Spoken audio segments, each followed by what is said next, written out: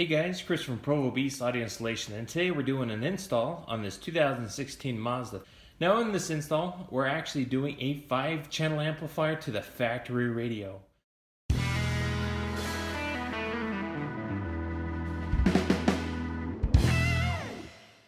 Provo Beast Audio Installation channel is sponsored by NVX and Sonic Electronics. Get 10% off all speakers, amplifiers, wiring kits, and more with coupon code PBAI at NVX. Also get 5% off all car audio components at Sonic Electronics with coupon code ProvoBeast. We're going to show you how to wire in this amplifier to this non-amplified factory Mazda system. This will include removing the radio so we can gain access to speaker wire and signal. And at the same time, we've already put the seat back. We're going to be putting in a 5-channel amplifier by NVX. Now we still have the wrapper on the amplifier obviously here, but we're starting to kind of map out where we're going to place everything. This spot actually fits really well. We need enough space that the vent will have breathing room for the floor vent there, but we can mount that here. It's nice and flat. This area is actually nice and big, but since the amp is kind of long and skinny, it fits there pretty good. So we'll mount the amp there. We're going to show you how to run the power wire, the ground wire, RCAs, line out converter, everything you'll need to get this installed. So the first thing we're going to do is get that factory radio out so we can begin running our wires from the radio cavity to the amplifier. I've already kind of started here, but the first thing we need to do is remove this panel bezel that actually goes underneath the radio itself, which also hooks into your vents.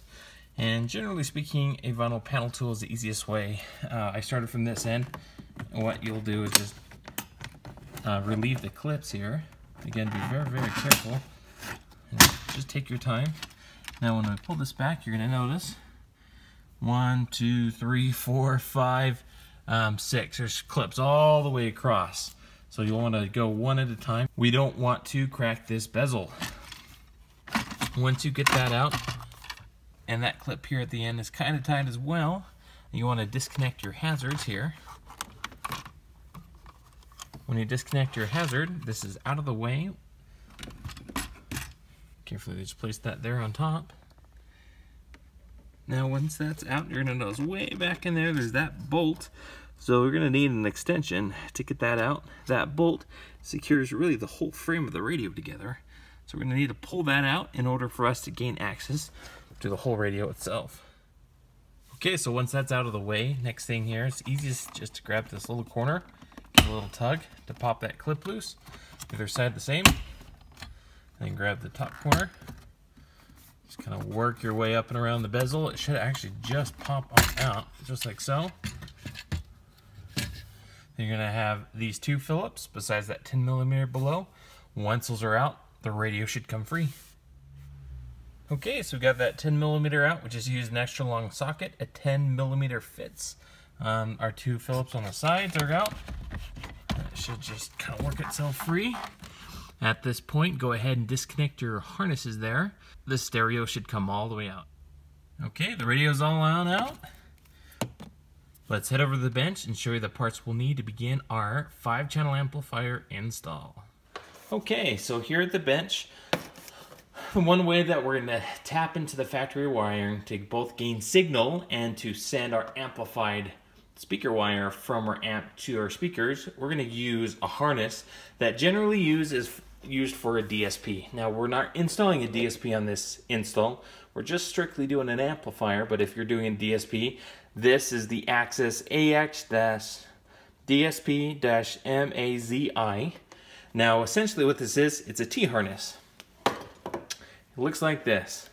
This T-harness is cool because one end here kind of looks like a standard wiring harness, plugs into the factory plug, and then the other end still plugs into the factory radio. Now the nice thing is here, from here to here, it still runs all your factory wiring, so you won't lose any functionality here. It essentially allows us to modify this harness to allow us to pull signal from the factory radio and then amplify it and send that amplified signal back into the harness, which go to the speakers in the car. So These are really cool. This was like 30 bucks, you know, super useful. Now, of course, this little end, since we're not doing a DSP, is irrelevant. We're going to unravel all this. We'll cut this out. But essentially here, this end plugs in the back of the radio. The signal comes out, and it'll come here. This end will go into our line-out converters, converting it to a signal that our amplifier can read. Goes to the amp. Amplifier amplifies the signal, obviously, and the speaker outputs of our amp will come back, and we're going to plug them into here. This goes into the harness to the rest of the car. So hopefully we'll visualize this a little bit better in just a few minutes when we get this going. So let's get this unraveled. Let's cut out all the non-essentials here and begin prepping our harness. All right, so since the last time we chatted, what we went ahead and did is our wiring harness is mostly all prepped here. Now, of course, remember, let's kind of visualize this. This end plugs into the back of the radio, and then this end plugs in the wiring harness. And of course, this passes through most of the wires we don't need, so we don't lose any functionality here. Since this end plugs into our radio, it essentially becomes the source. So we're pulling the source out of the factory radio here. And since this end has the speaker wires on the output, what we did is we just cut them and stripped them, and we wired into line-out converters. Now you can get a 4-channel line-out converter, or even more ideal is get either a sound processor or, for example, audio control makes some great line-out converters that corrects, for example, bass roll-off. But we have our front set and our rear set. So we got those two wired in. Of course, we just matched colors on the front set, and then on the rear set here, we matched colors, but white goes to green and gray goes to purple. So this will provide signal to our amplifier. So we'll put some heat shrink over these connections. Everything's all nice and soldered. Then on this end of things, this is the end that connects into the car, and essentially that is where our signal, after it's been amplified from our NVX amplifier, it's going to go this way into the car. So this end, again, since this came with these nice connections here, what this will do is just plug on in here, and again soldered everything up, and we'll put heat shrink over those connections. And then this end is what we call speed wire. Basically it's all our speaker wires double shielded within this cable, and this is going to run down to underneath the driver's seat. So our output of our amplifier for speakers will go in here through our speaker wire into our main wiring harness, this, and then goes to the doors. Pretty straightforward. Now, nice thing is too, we kept our split off red wire.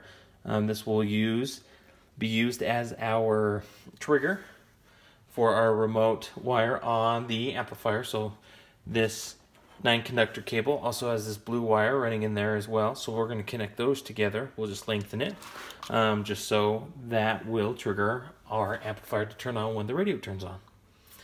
So that's it. I'm going to go ahead and cover all our ends here with our heat shrink, tape everything up, and our wiring harness is basically done. Okay, everything's all taped up, ready to go. This end will go to our amplifier for the signal for RCAs, and then the output of the amplifier will go back up into this harness. Super clean. This is all nice and plug and play, ready to go for the car. Okay, so we're here back in the car. Now we've went ahead and plugged one end into the main harness, and then the other end here, of course, it's still hanging out because that will plug in the back of the radio. Now we have our line out converters that will just tuck back in there. Again, we have front and we have rear. And the speaker wire coming back up from the amp, that speed wire. There's one end, and it plugs in. So output from the amp into the harness of the car to the speakers, which is perfect. That's exactly what we need. So this is the line, this is the remote wire. Like, it's in our speed wire, and we're going to tap that into this end that happens to be available on our T-harness. The red wire is the accessory wire, so we'll solder that in there. So essentially when the radio's on, it'll kick on the amp automatically. And so we're about done here inside the actual dash cavity itself, besides hooking this one guy up. I left a ground out too as well, just in case I need that. But that's essentially it. A little extra RCA cable, but there's plenty of space way back in there. A lot of space inside, which is fortunate for us. So our speed wire and RCAs just came out here. We just popped this out to give us just a hair more space, just a couple of clips there, as you can see. And then we ran the speed wire from down here. We just tucked it up underneath, ran it under the carpet here, came out right by our seat harness, and then into the output of the amplifier. So as the sound comes out, goes up in the speed wire into the main harness. Now these RCAs, we got quite a bit of length left over. There's quite a bit of space back up in there. So we'll tuck the additional RCA cable back there and run the length that we need to the input side of our amplifier. Now next thing here, before we fully get our RCAs buttoned up, we need to do power and ground. Now up underneath here, if you have the automatic, the place where your clutch would actually go through the firewall access, there's a nice spot that you pull back the insulation. We use the step bit here, and then cut a little hole, and then we put a grommet there so it doesn't cut into the wire, and there's a nice clear path through the firewall that goes directly up to the battery, and it's perfect for what we need.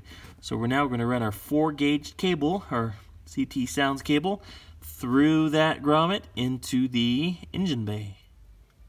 Okay, for the ground, we actually popped out the center console portion here, and really it's all with clips. It's really nice. You pull up your e-brake here, and there's clips just all around. It separates from the front. And what we did is put our ground there on that bolt, nut and bolt, which is nice. We just used a wire brush and cleaned up the paint, so it's clean of paint and there won't be any resistance there.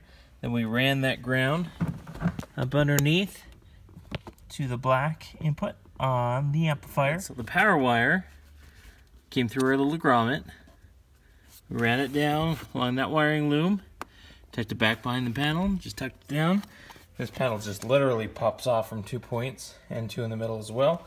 Once that's off, we ran our power wire here, just fished it underneath the carpet into the positive input on our amplifier.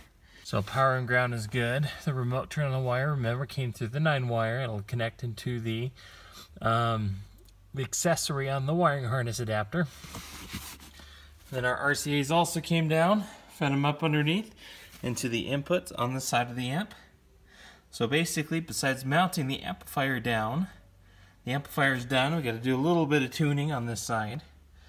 But that's it. We can go ahead and put this panel back on, kind of clean up here, put our panel back over this fuse panel area, and we're getting super close. We've put our center console back together. Again, it just snaps right back in. It's super easy, and that gave us the perfect access to a good solid ground.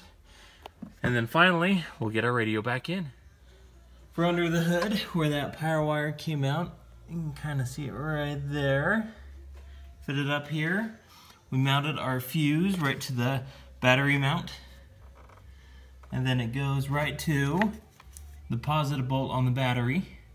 Now there's other terminals here, but you don't want to use those because those are behind fuses.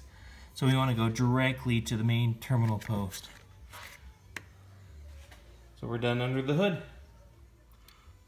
Okay, so we got all our harnesses re-plugged in. Just tucked everything carefully back there. So the radio's back in. We just need to put the 2 screws in and the 10mm bolt down below. The radio side is done. Let's go ahead and finish putting all the panels back together. Alright, we got the amplifier all set up. We've done our tuning, set up our high pass filter, low pass filter, set our gains. Got that all good to go up underneath the seat here. At this point, we've done a little test. It boots up, everything sounds great, all the speakers are working.